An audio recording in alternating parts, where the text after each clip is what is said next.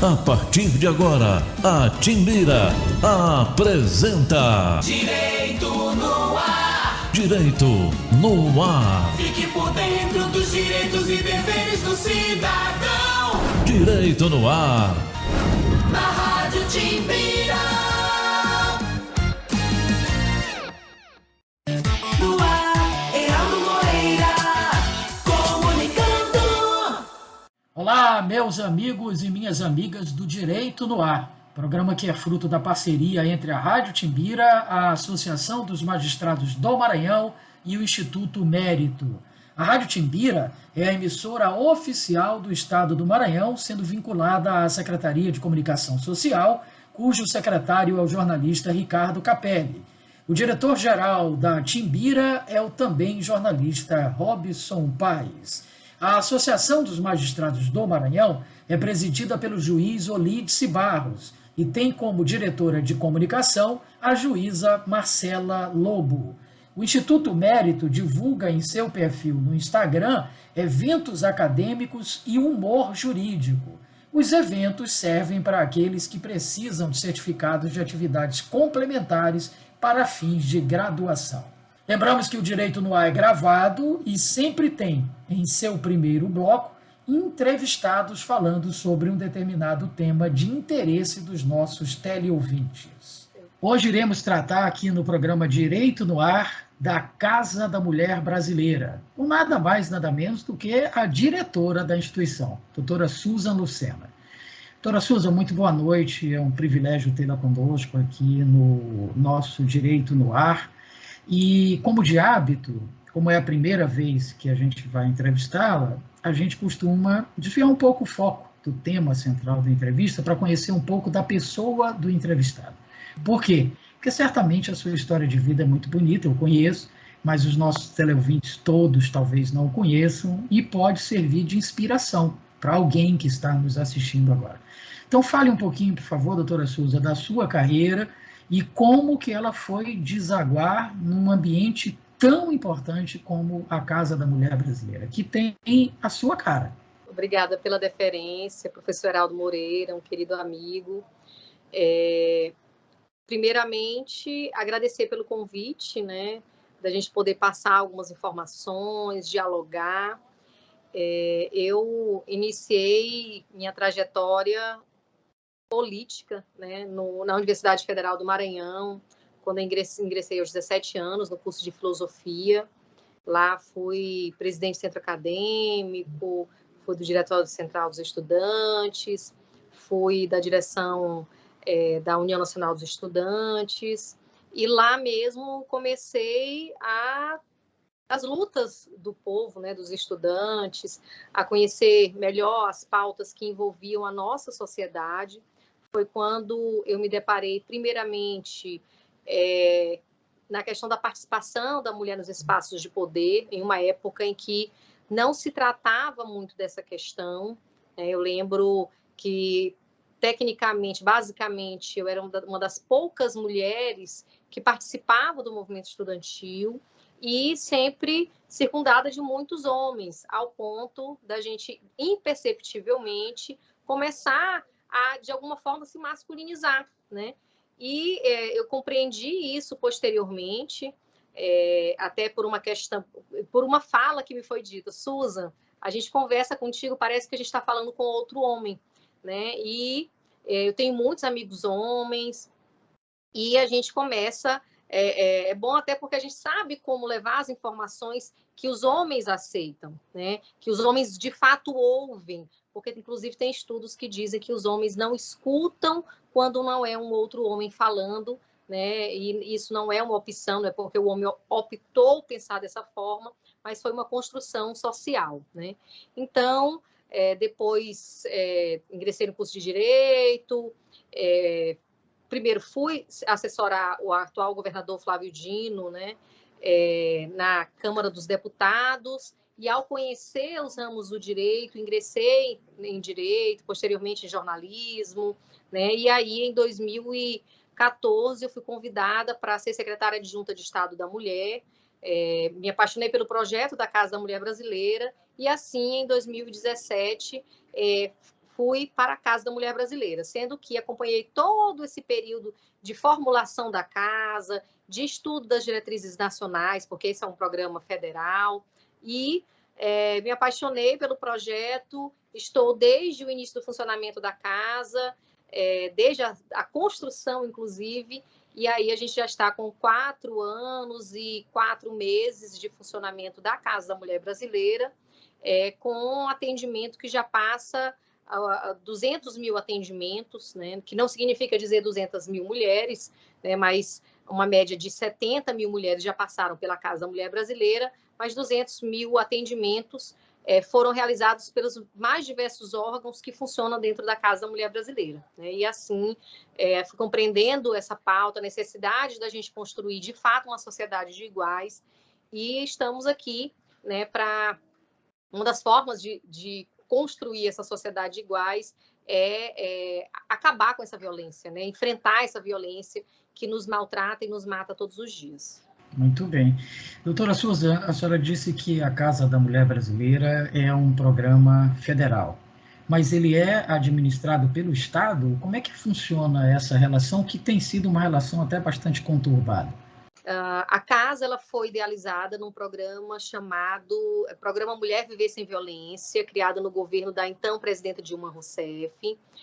Foi construída, todo o material veio para cá, algumas licitações foram realizadas, todas essas licitações, somente 2 estão em funcionamento, então hoje o governo do estado, ele arca com 90% do funcionamento da Casa da Mulher Brasileira, e todos os órgãos possuem servidores próprios, majoritariamente concursados, então todos os recursos humanos ali existentes são do governo do estado, e 2 órgãos vinculados à prefeitura, que é a Guarda Municipal, que faz funcionar o alojamento de passagem, e o Centro de Referência e Atendimento à Mulher em Situação de Violência de São Luís, que faz o atendimento psicossocial das mulheres.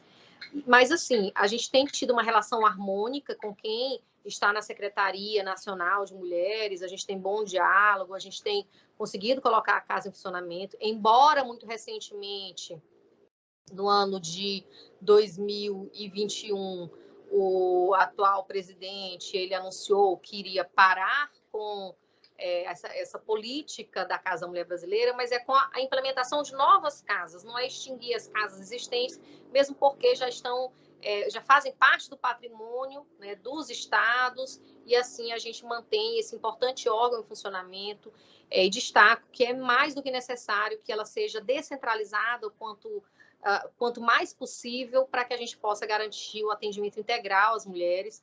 E assim, aqui no Maranhão já foi construída em Imperatriz, e agora está em construção em Caxias, também estará em Timon, né, em Brejo, que são cidades que colocaram no orçamento participativo do Estado recursos para a implementação destas casas da mulher maranhense, né? Então, a gente tem todo um trabalho organizado e articulado de fortalecimento dessa política de acesso aos direitos das mulheres. Então, doutora Susan, a Casa da Mulher Brasileira ela não existe só no Maranhão e só em São Luís, mas o Maranhão foi a primeira a ser implantada? Como é que foi essa história aí?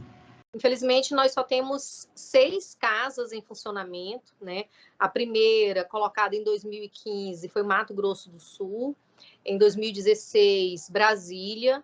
A nossa deveria ser a terceira, estava pronta desde 2016, mas por conta, né, toda aquela questão política, Dilma, Temer e posteriormente Bolsonaro, a gente teve o início do funcionamento apenas em outubro de 2017, né? Nós, de fato, ocupamos a casa que já estava construída, já estava mobiliada, já estava pronta para oferecer os serviços necessários às mulheres, e nos doía muito, né, ver que as mulheres estavam sendo vítimas de feminicídio, uma importante ferramenta como a Casa da Mulher Brasileira fechada. Então, eu mantive diálogo com o governador Flávio Dino, e ele orientou que a gente ingressasse na Casa da Mulher Brasileira, colocasse em funcionamento, e assim foi feito. Nós estamos todo esse tempo fazendo o nosso trabalho lá e garantindo o acesso aos direitos das mulheres. Maravilha. Doutora Susan, a senhora mencionou que são diversos órgãos, né, que funcionam dentro da casa, uma mistura de recursos federais, estaduais e municipais. A senhora poderia detalhar que órgãos são esses? A Delegacia da Mulher, que funciona 24 horas, né? A qualquer momento a mulher pode ir até a Casa da Mulher Brasileira, fazer boletim de ocorrência, inclusive pode fazer de forma online, em sua casa, já é disponível também a delegacia online.ssp.ma.gov.br, e lá mesmo fazer o pedido da medida protetiva de urgência. Nós temos uma defensoria pública, né, que é o núcleo da mulher e da população LGBT, que faz o atendimento dentro da Casa da Mulher Brasileira, questão de guarda, questão de alimentos, né, a defesa da mulher. A gente tem o Ministério Público, né, a Promotoria da Mulher, a doutora Selma, que já está há bastante tempo atuando nesta área. A gente tem uma vara especializada, a segunda vara, que é especializada em medidas protetivas de urgência. Nós temos o Centro de Referência, que falei anteriormente, que faz o acompanhamento psicossocial. Temos um alojamento de passagem que garante às mulheres que estão correndo risco de morte, um abrigamento temporário, e posteriormente nós podemos encaminhar para a casa-abrigo, vinculada ao Tribunal de Justiça. Nós temos o Departamento de Feminicídio funcionando lá, que acompanha todos os casos de feminicídio tentado e consumado no Estado, e presídios inquéritos quando acontece aqui na Grande Ilha. Nós temos a coordenadoria de todas as delegacias da Mulher do Maranhão, que está à frente da delegada Kazumi Tanaka. Nós temos a Biblioteca Maria da Penha, a única biblioteca especializada em gênero do Estado do Maranhão. Nós temos a Patrulha Maria da Penha, que é quem garante a efetividade das medidas protetivas de urgência.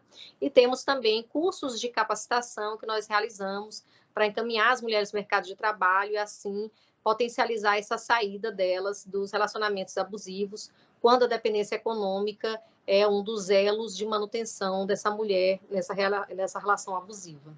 Maravilha. Então, são muitos órgãos, realmente, são várias opções que a mulher tem de apoio, de suporte, para enfrentar todas essas situações que ela acaba tendo que passar. Mas o foco, certamente, é a questão da violência contra a mulher, doutora Susan?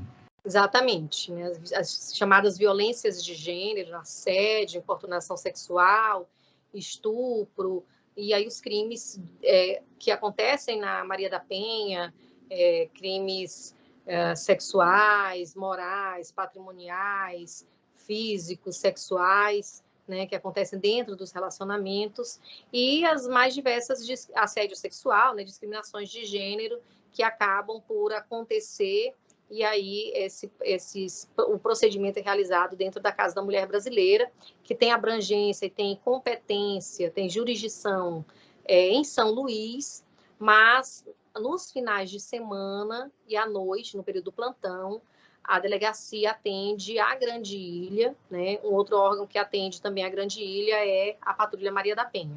Bom, durante esses 2 anos de pandemia, que acabou mexendo, né, com a vida de todos, de alguma forma, né, direta ou indiretamente, seja pelo fator morte, seja pelo isolamento social e os reflexos psicológicos disso, a senhora notou algum reflexo da pandemia em termos estatísticos na questão do enfrentamento da violência contra a mulher? Com certeza, né? A gente teve uma queda brusca dos atendimentos às mulheres, mesmo porque a gente viveu um lockdown, a gente viveu um período em que as mulheres não tinham como ir para o trabalho, não tinham como sair do espaço em que elas estavam com seus agressores para denunciar. Então, a gente teve um aumento do número de feminicídios, uma diminuição dos números de denúncias, né? Então, foram criados outros mecanismos, né, para que as mulheres pudessem denunciar.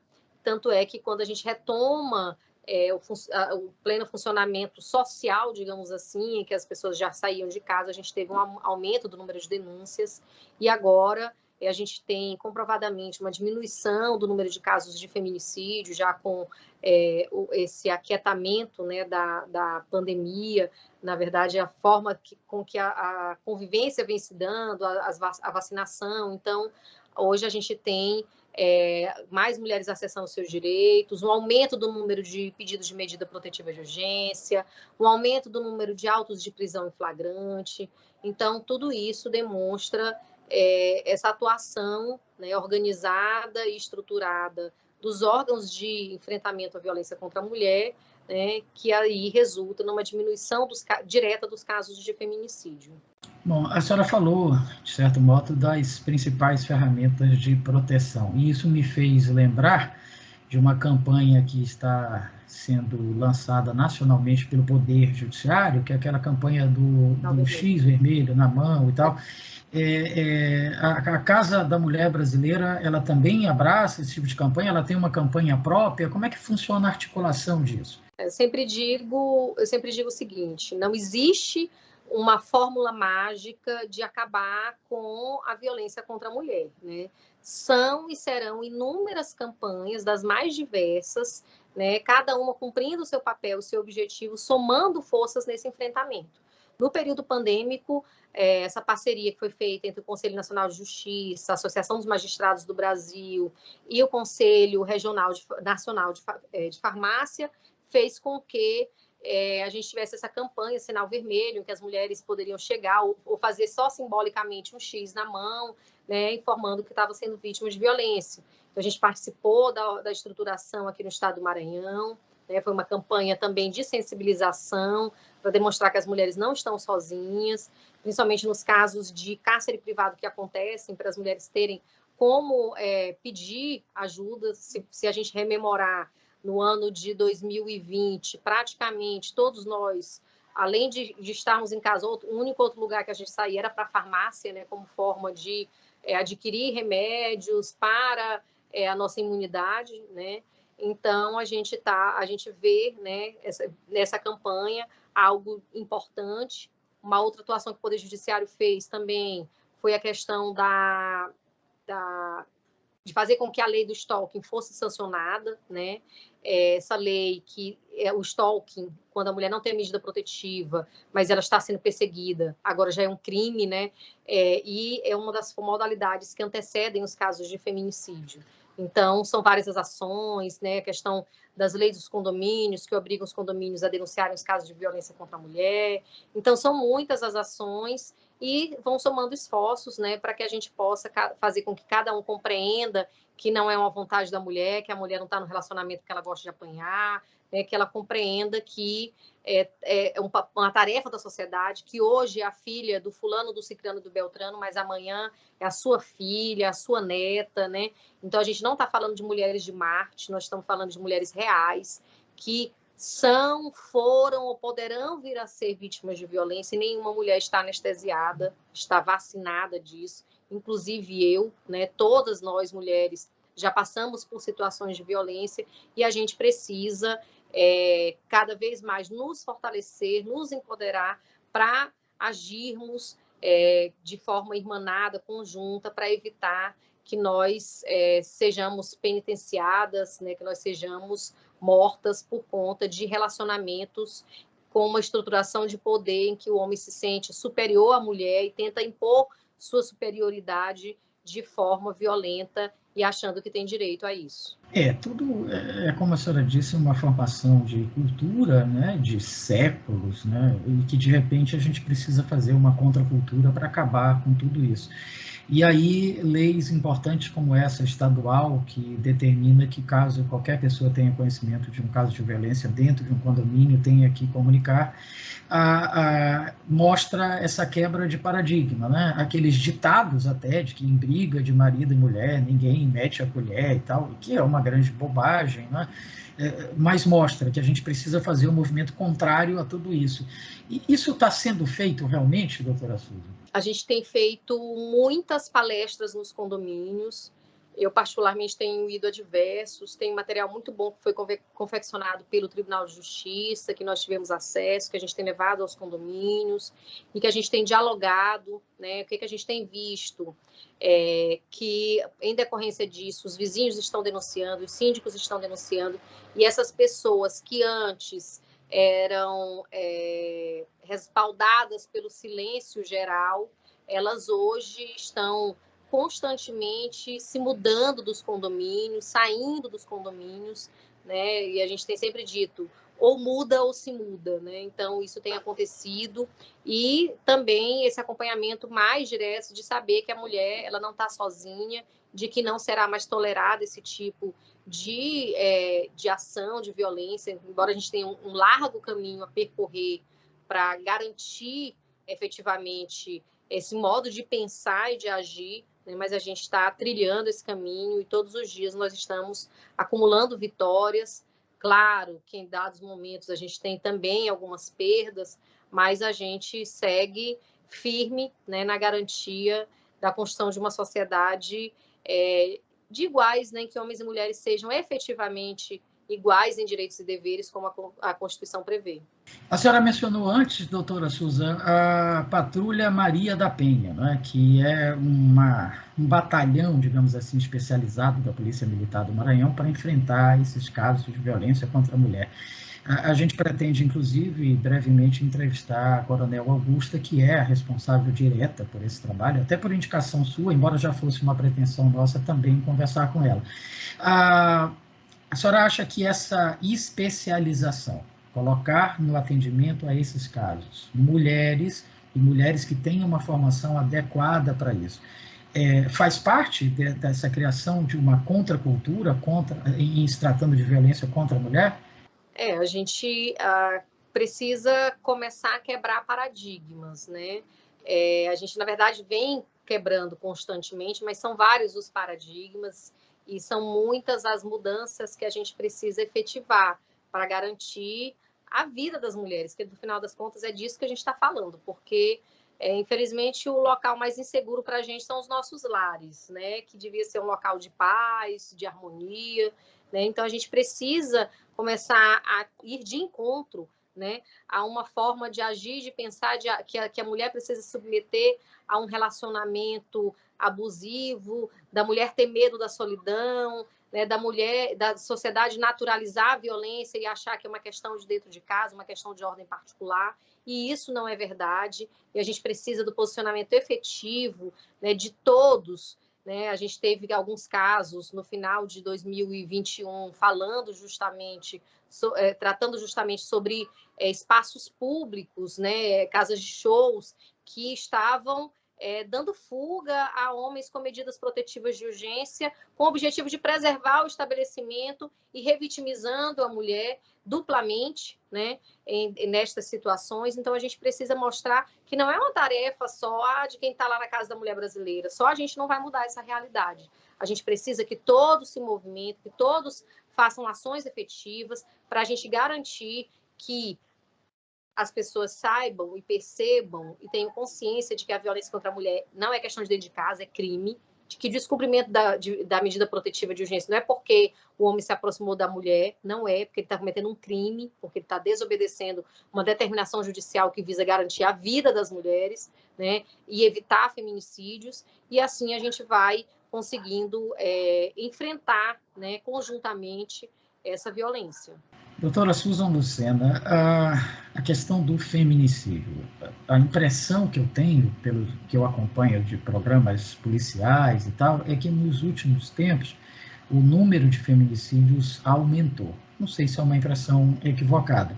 E daí eu fico tentando entender isso, e a explicação que eu encontrei, claro que sem nenhum tipo de pesquisa, sem nenhum fundamento, por isso eu quero ouvi-la a respeito, é que em função de que os homens agora, sabendo que ao agredir as mulheres, eles vão sofrer consequências imediatas disso, eles preferem, então, optam por matar logo com a intenção, talvez, de ocultar isso.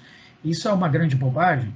O feminicídio sempre esteve presente na nossa sociedade, né? Só que ele estava vestido pela roupagem do homicídio. Ele sempre aconteceu e em grande proporção.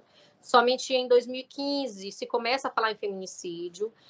A gente sabe que quando uma lei é criada, ela demora um tempo para, né, ser efetivada de fato. Então, a gente fez aqui o grupo de trabalho interinstitucional para investigar, processar e julgar as mortes violentas de mulheres, em parceria com a ONU Mulheres. Eu tive a oportunidade de coordenar esse grupo, que faziam parte da Polícia Militar, Polícia Civil, Perícia, Defensoria Pública, Ministério Público, Defensoria, Tribunal de Justiça, tanto da área voltada, especializada para a mulher, quanto a área de Tribunal do Júri, para a gente criar estratégias de como identificar, processar, julgar esses casos de feminicídio, né? Então, foram criados procedimentos operacionais padrões, foram criadas resoluções, recomendações de todos os órgãos nesse sentido e a capacitação de todos os servidores para atuarem e para conhecerem esse crime, para saberem como evitar não só a questão do feminicídio, mas a violência contra a mulher, né? Então, foram criados, assim também, de lá surgiu o Departamento de Feminicídio, Patrulha Maria da Penha, muitas ações nesse sentido. Hoje, quando uma mulher é morta violentamente, a perícia do Estado do Maranhão trata como se feminicídio fosse, para identificar, por exemplo, um crime sexual, marcas, algo que levasse a crer se tratar de um feminicídio, mesmo porque o feminicídio ele tem um modus operandi. Ele acontece majoritariamente por asfixia, por arma branca, né, por armas de fogo e atinge normalmente o rosto, os seios e o ventre, né? Então, ele tem uma modalidade que é para atingir a beleza da mulher. Então, assim, não é que esse crime ele esteja sendo potencializado e que o homem pense nisso. Não é. Quando o homem ele comete um crime de feminicídio, embora a gente diga assim que é uma morte anunciada, por que é uma morte anunciada? Porque o homem não surge um belo dia, na verdade, um triste dia, o homem acorda e diz, vou matar a minha mulher. Não é. Vem em constantes situações que ele tenta impor a superioridade, que ele tenta criar mecanismos de diminuição dessa mulher, de ter essa mulher só para si, de sentir que ela é sua propriedade e querer exercer a todo momento essa propriedade, não aceitar o fim do relacionamento, né? É disso que a gente está falando. E em decorrência disso, por não aceitar essas situações, ele acaba cometendo esse feminicídio que durante muito tempo a nossa sociedade, inclusive, naturalizou, chamando de crime passional, né? Se a gente rememorar, era isso que acontecia. Então, os feminicídios eles sempre aconteceram. As mulheres que são vítimas de feminicídio são as que não denunciam. As mulheres que têm denunciado não estão morrendo. As mulheres que estão procurando auxílio não estão morrendo, estão exercendo seus direitos, pedindo medida protetiva de urgência. Hoje, 95% das mulheres que acessam delegacias, que acessam a Casa da Mulher Brasileira, elas não querem processar o homem, elas querem paz. Elas querem só medida protetiva de urgência, né? E isso é uma demonstração clara do quanto as mulheres querem paz nos seus relacionamentos.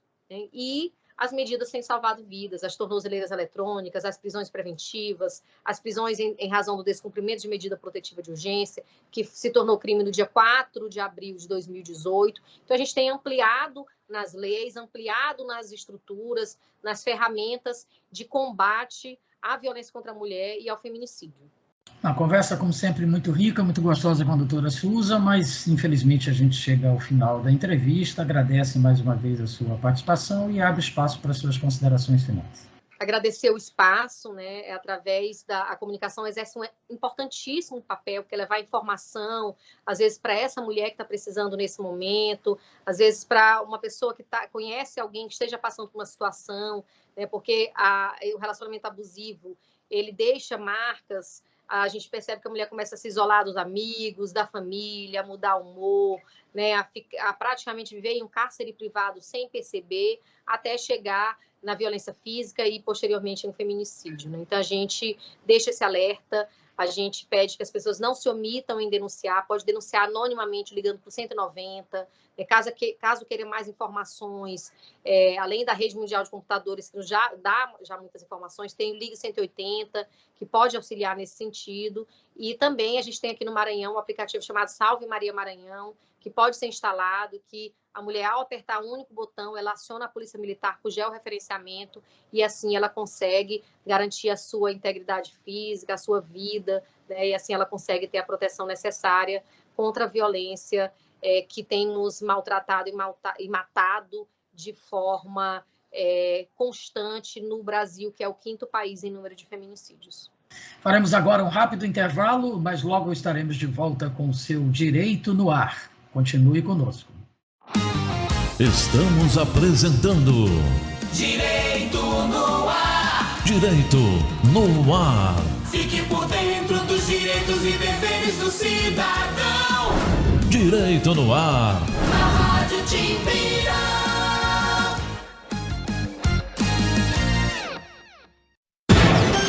Atenção, moradores do Maranhão. Várias pessoas premiadas ainda não buscaram prêmios do programa Dose Premiada. O que você está esperando? E se você foi o sorteado, corra atrás do seu prêmio. Afinal de contas, a sorte bateu a sua porta. Já foram realizados 2 sorteios pelo programa com prêmios de R$1.000, 5 e 10 mil reais. Todos os moradores do Maranhão que já tenham tomado a segunda dose da vacina contra a Covid-19 estão concorrendo automaticamente. E se você for sorteado, é fácil receber as premiações do Dose Premiada. Para receber o pagamento, o sorteado deverá apenas enviar uma mensagem pelo e-mail dosepremiada@segov.ma.gov.br ou entrar em contato pelos números 98 20 16 43 44 e 98 20 16 43 45, informando seus dados de contato. Simples assim. Programa Dose Premiada. Governo com o povo, um Maranhão no caminho novo. Aqui não tem racismo. Todo mundo convive numa boa. Nosso país tem gente de todo jeito. As frases não mudam. E, infelizmente, a realidade também não. O racismo continua sendo uma marca no Brasil. E os afrodescendentes têm, sim, menos oportunidades de emprego, ganham salários menores e estão mais sujeitos à violência. O racismo se combate todos os dias. Uma parceria Rádio Senado. Apoio Rádio Timbira. A vacina da Covid-19 previne a doença em sua forma grave e a morte, mas não sabemos ainda se ela impede de sermos infectados ou de transmitirmos o vírus para outras pessoas. Então, mesmo após a vacinação, continue com o distanciamento físico de outras pessoas de no mínimo 1,5 m e use a máscara, especialmente em ambientes fechados, lotados ou mal ventilados. Lave suas mãos com frequência e, ao tossir ou espirrar, cubra a boca e o nariz com o braço dobrado. Fazer tudo isso protege a todos nós. Esta mensagem foi trazida até você pela Unesco, pela OMS. Apoio Nova 1290, Rádio Timbira.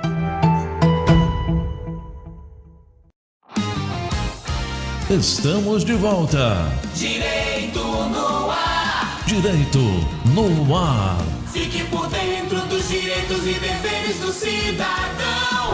Direito no ar. Na Rádio Timbira.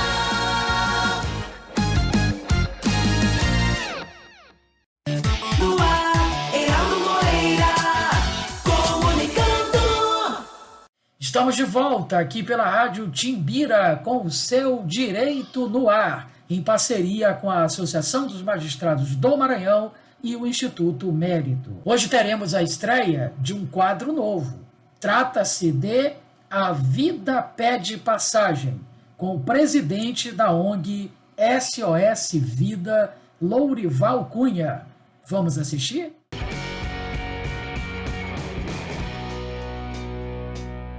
Bom dia, teleouvintes do programa Direito no Ar, do Heraldo Moreira.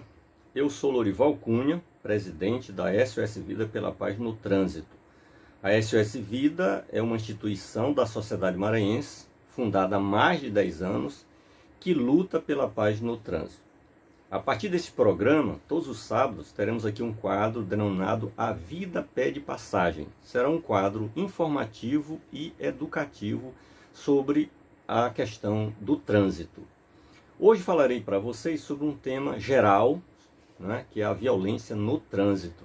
A violência no trânsito ela causa muita dor e sofrimento às famílias, portanto é um gravíssimo problema humano. No ano de 2020, aqui no Maranhão, morreram 1.393 pessoas no trânsito, o equivalente a 116 pessoas por mês. É como se 2 ônibus lotados e mais um micro-ônibus virassem nas estradas maranhenses e não sobrasse um sequer.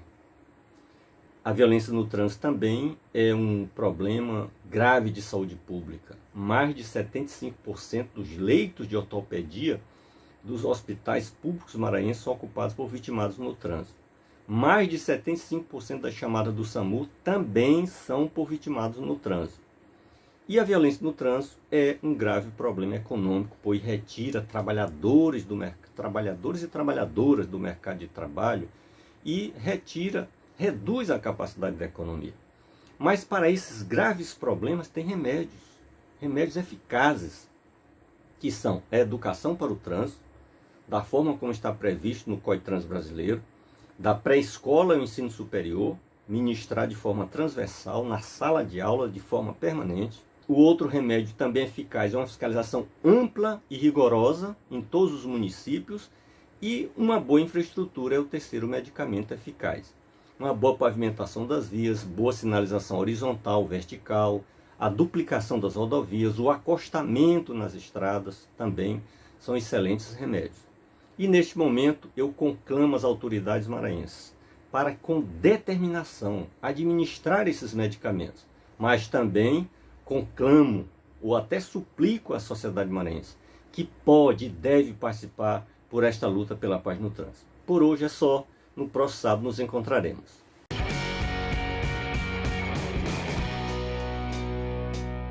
No segundo bloco, nós temos mais um programa Link CNJ, produzido pelo Conselho Nacional de Justiça, sempre com temas atuais e relevantes.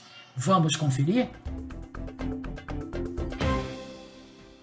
Olá, está no ar mais uma edição do Link CNJ. Aqui você acompanha assuntos da justiça que impactam no seu dia a dia em reportagens e conversas exclusivas com personalidades do mundo jurídico. E hoje nós vamos falar sobre a Política Nacional de Atenção a Pessoas em Situação de Rua. Em setembro do ano passado, o Conselho Nacional de Justiça instituiu a norma com 40 artigos.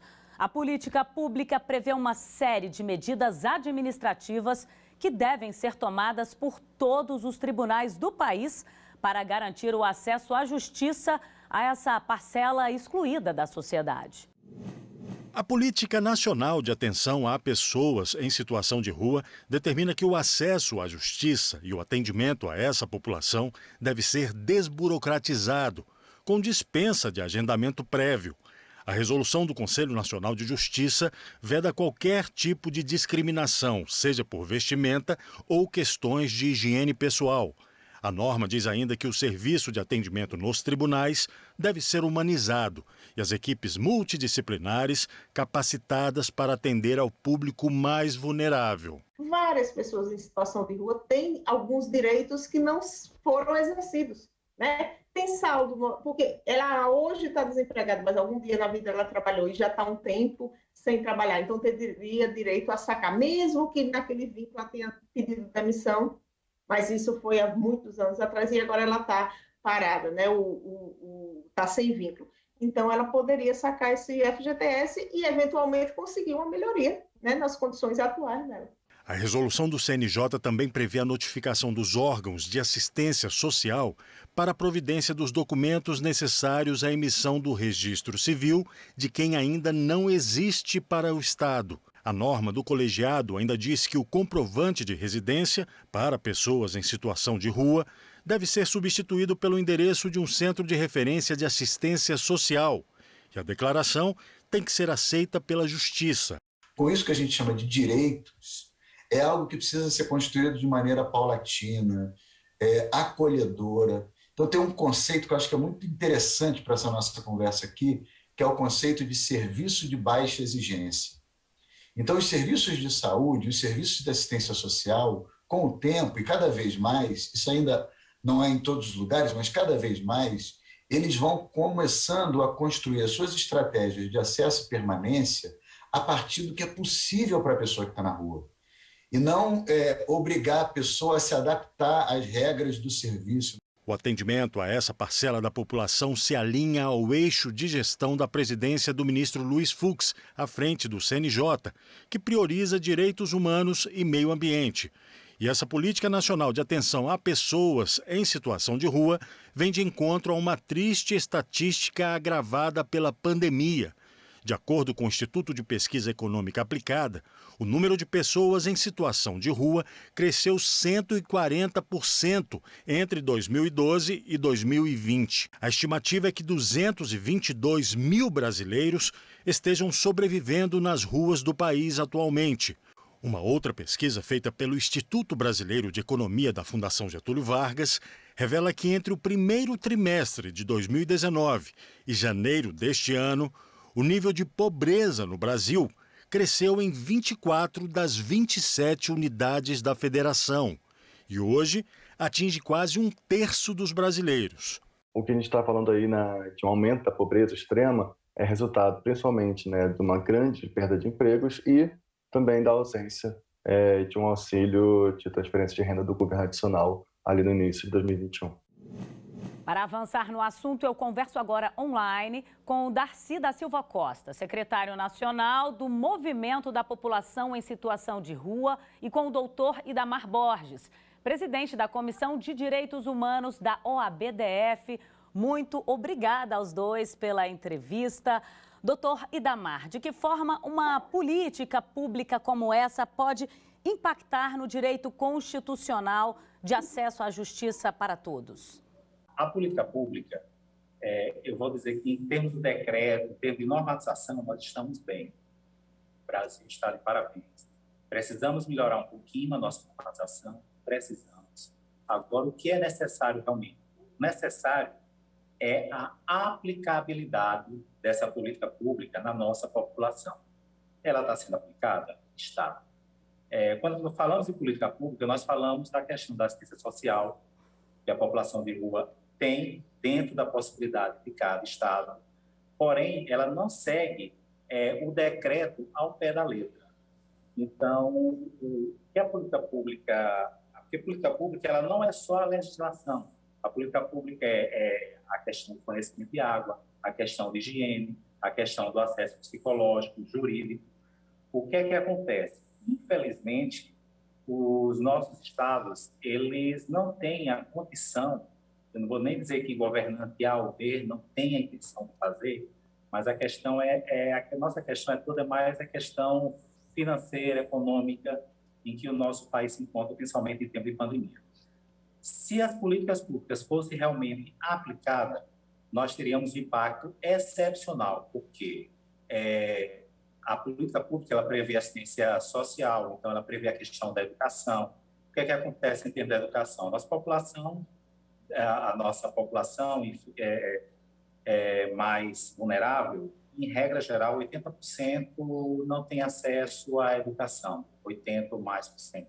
A nossa população de rua, eu diria que aumentou em média de uns 10% a 20% com essa pandemia.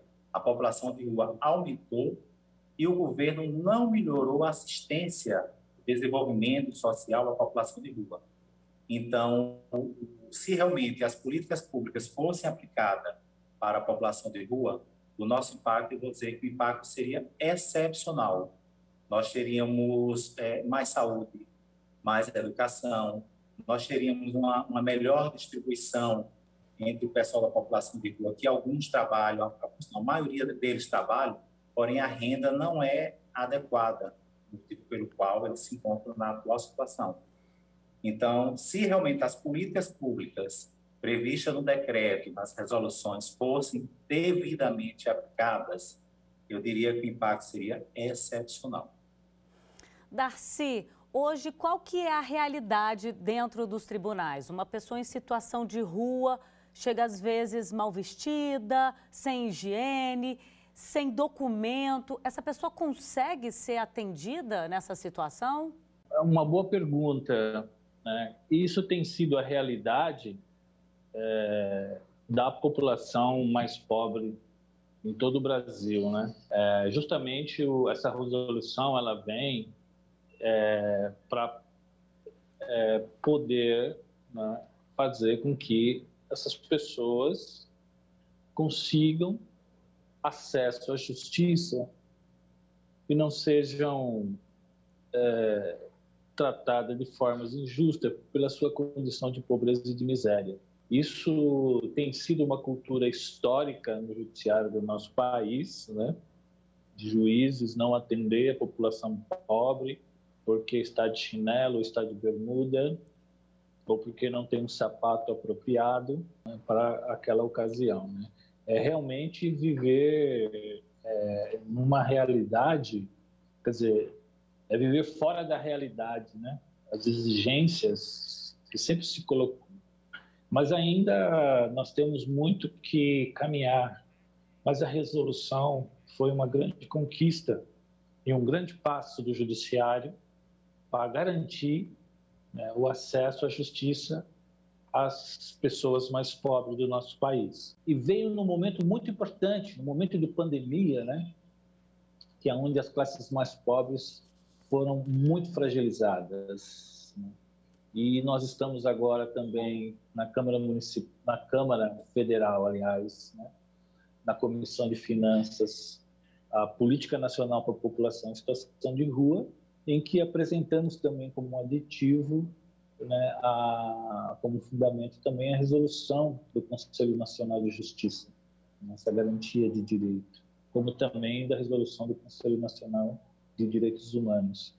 Então, a população em situação de rua, ela já não é mais invisível como era antigamente, né? Agora é fazer com que essas políticas se efetivem de fato. Doutor Idamar, para efetivar essa política pública, é essencial que os profissionais sejam capacitados dentro dos tribunais para humanizar esse atendimento, né, a essas pessoas em situação de rua. Não, com certeza. O nosso judiciário, ele é primordial nessa luta, nessa batalha. Eu não diria não só... Quando eu falo nosso judiciário, eu incluo a OAB, eu incluo a Defensoria Pública, incluo o Ministério Público e demais órgãos que estão vinculados à Justiça. Por que isso? Como se fazer justiça, como se cumprir a Resolução 40, se os próprios operadores de direitos não têm conhecimento, não atuam dentro da normatização, não procuram buscar o melhor para a pessoa em situação de rua. A questão, quando a gente fala em educação, a educação e o aprendizado, a forma de trabalhar, tem que ser para todos, principalmente não só para a pessoa da justiça, como aquelas pessoas que atuam com população de rua, assistente social, psicólogos, inclusive os educadores. Então, é primordial mesmo o conhecimento da resolução, é primordial que nossos juízes, promotores estejam preparados para atender e ver a forma como lidar com a pessoa em situação de rua. Vamos dizer um exemplo, a questão do acesso à justiça. Infelizmente, a gente ainda depara com alguns juízes, alguns fóruns, em que a pessoa vulnerável, pessoa em situação de rua, chega no fórum e diz: eu não tenho documento. Aí o serventuário, você não pode entrar. Então, tem que ter uma forma de conversar, de chamar aquela pessoa, de uma forma de identificá-la. Porque a maioria do pessoal em situação de rua não tem a sua documentação. Então, como ter acesso à justiça? A própria Resolução 40 diz que o acesso à justiça não pode ser negado. Quando eu falo acesso à justiça, eu não falo somente no acesso à justiça de peticionar. Eu falo no acesso à justiça de você ir na Defensoria Pública, poder ser atendido, mesmo sem documentação, ir no fórum e poder lá o serventuário lhe atender, ver qual a sua necessidade, lhe encaminhar para o setor responsável. Então, realmente, a questão da justiça é primordial. Os operadores de direito têm que estar preparados, têm que saber atender e, inclusive, como tratar a pessoa em situação de rua. Muitas pessoas em situação de rua, quando vamos conversar com eles, eles não querem muita coisa, não. O que eles querem, a maioria deles, é ser ouvidos. Inclusive, alguns deles dizem, eu queria os direitos humanos aqui. Quando eles falam direitos humanos, em regra geral, o Estado. Eles querem lá o Estado com ele, o Estado abraçando, só que, ao mesmo tempo que eles querem o Estado, eles têm medo do Estado, exatamente em razão de algumas formas truculentas que são tratados. Quando eu falo truculento, o pessoal já vem logo voltado à questão da polícia. Não estou voltando à questão da polícia.